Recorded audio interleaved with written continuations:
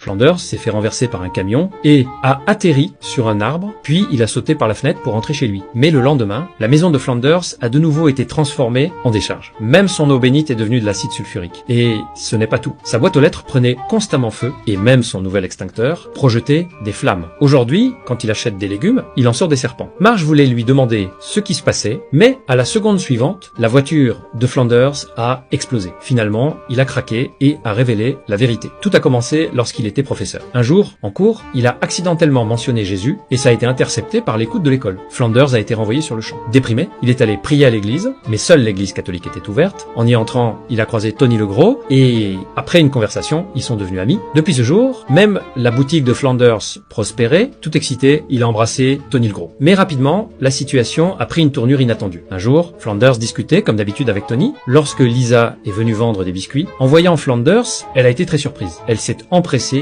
de le prévenir. Dans cette pièce, il y a plein de membres de gang. Flanders, stupéfait, n'en croyait pas ses yeux. Il n'arrivait pas à croire qu'il avait fait ami-ami avec des gangsters. Il est allé interroger Tony le Gros, mais la réponse qu'il a reçue l'a complètement étonné.